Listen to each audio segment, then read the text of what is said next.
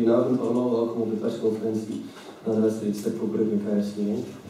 Vanavond waren wij met 5000 toeschouwers hier in het Jan Bregelstadion, maar voor de analyse van de wedstrijd geef ik graag eerst het woord aan de coach, de heer Clement. Goedenavond. Ik ben uiteraard heel blij met deze overwinning.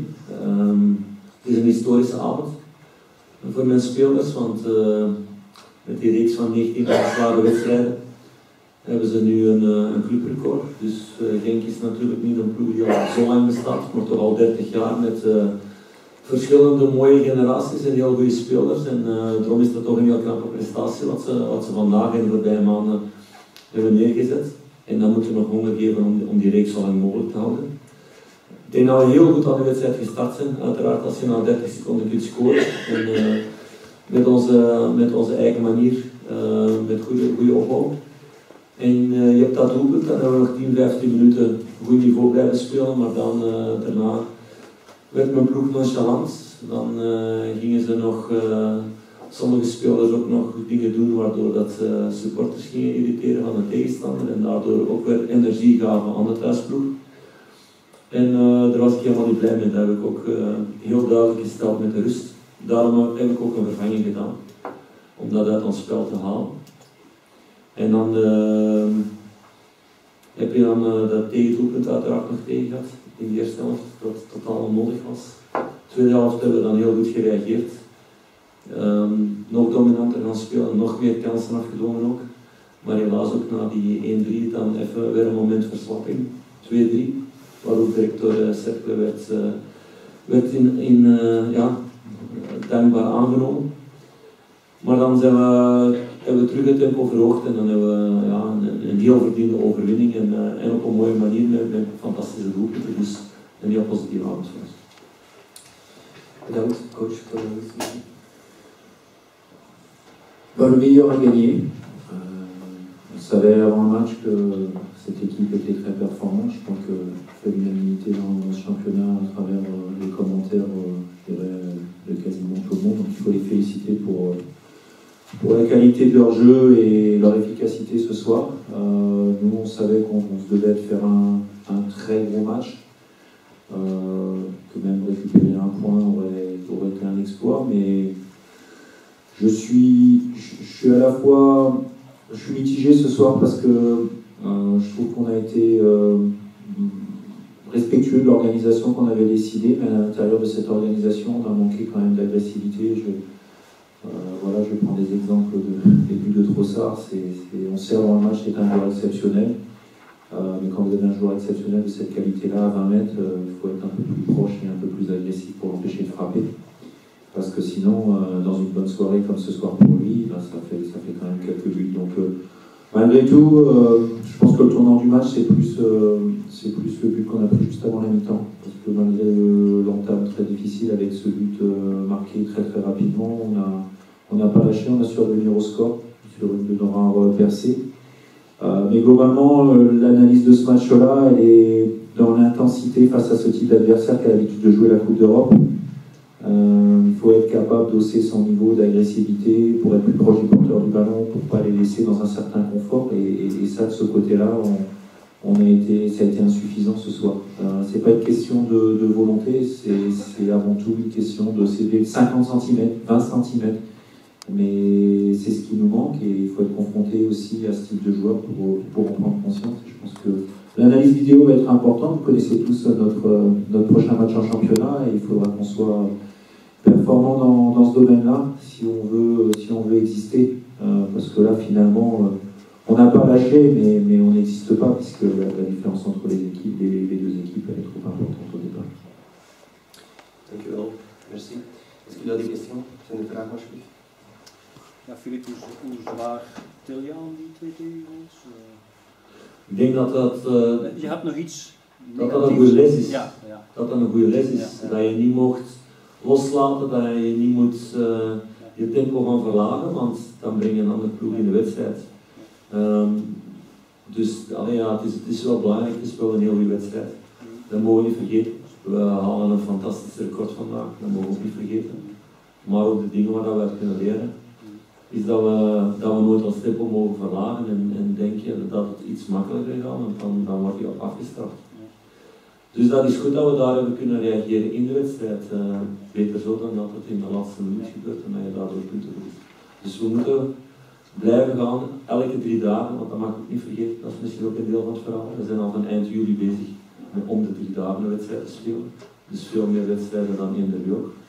Dus toch blijven die focus te houden, die concentratie te houden, die honger te houden om meer doelpunten te maken en meer te creëren en die voorsprong dieper uit te leggen. Je geeft ook indirect kritiek op Malinowski, als ik het goed interpreteer.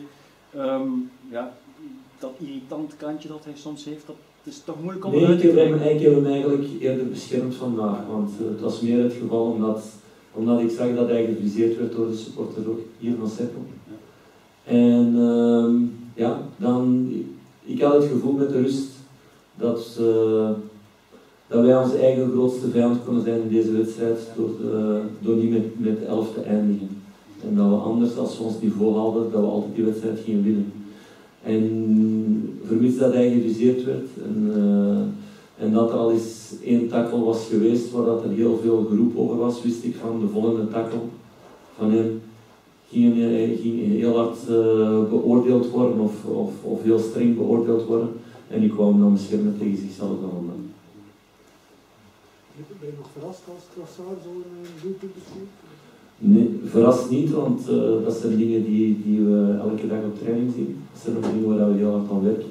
Met de jongens ook. Maar het is natuurlijk niet zo dat elke wedstrijd lukt. Maar je bent natuurlijk als coach heel blij als die ballen er op die manier binnen gaan. Want dat zijn de mooie dingen in het voetbal. Il y a un problème avec Taravel, on parle de son pied, mais on pensait que c'était le genou. Quel est le problème exactement? Le problème, il est physique et comme je le dis à chaque fois, j'ai un groupe à gérer et quand on a un joueur qui physiquement est juste, il faut penser au match qui arrive forcément, mais il faut penser à un ensemble de matchs. Comme vous savez, on joue en coupe mercredi, on joue le club de Bruges samedi prochain et dès le vendredi d'après, on enchaînera avec Charleroi. Donc,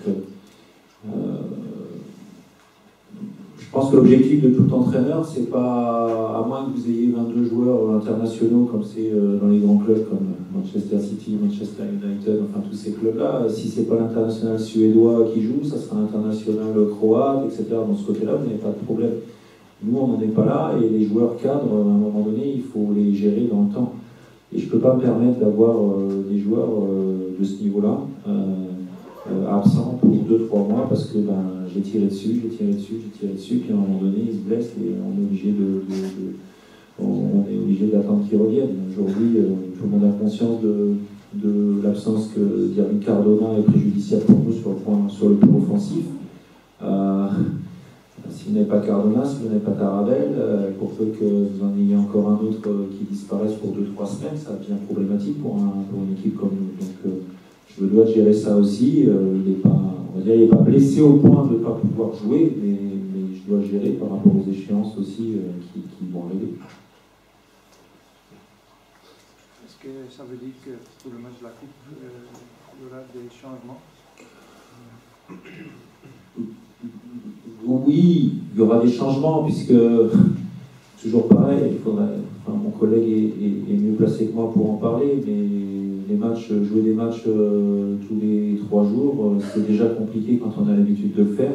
Donc quand vous n'avez pas l'habitude de le faire, c'est très très compliqué. Je dirais que c'est même pas sur le plan athlétique, je pense qu'on l'a vu ce soir, il y a des joueurs qui ont joué jeudi contre Malmö et qui ont été performants physiquement ce soir, mais c'est plus pour moi sur le plan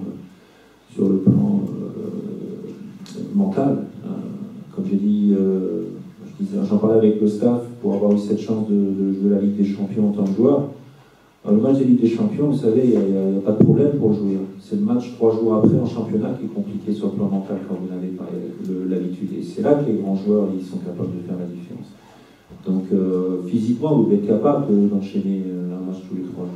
Maintenant, mentalement, notamment face à des adversaires qui nous obligent aussi à être tactiquement très, très pointus, ben, vous avez besoin de l'énergie de tout le monde. Donc forcément, j'utiliserai le match de mercredi pour donner du temps de jeu à tout le monde, pour avoir des informations aussi, parce que c'est le meilleur moyen aussi d'entretenir la concurrence dans un groupe. Mais évidemment que l'équipe de mercredi sera différente de celle de ce soir, même si je dois aussi tirer les enseignements de la défaite de ce soir.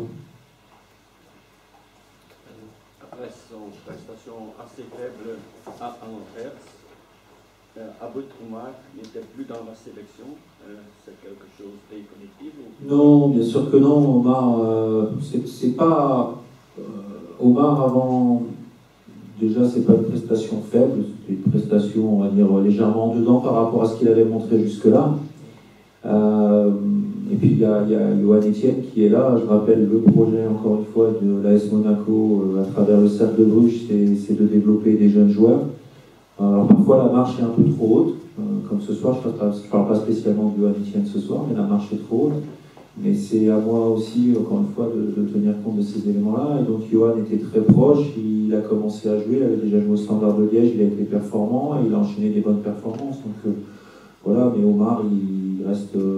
c'est quelqu'un qui jouera mercredi, c'est sûr, et bien sûr qu'il reste compétitif pour la suite des événements, parce que à travers ce projet, il y a le développement des jeunes joueurs, mais il y a la performance, parce que les jeunes joueurs, Monaco, ils veulent les développer au Cercle de Bruges en D1A, pas en D1B.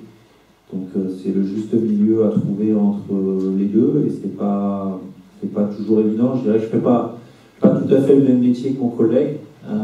Voilà, c'est comme ça, mais à un moment donné, la performance, il faut qu'elle soit aussi au niveau escompté pour ne pas être la place que tout le monde veut éviter, pour continuer à être à ce niveau-là. Mais ce soir, c'est vrai que on a été dominé de la tête et des épaules, et ça, il faut qu'on soit capable de l'admettre et d'en tenir d'en tirer les enseignements aussi. Ok. Merci. Merci.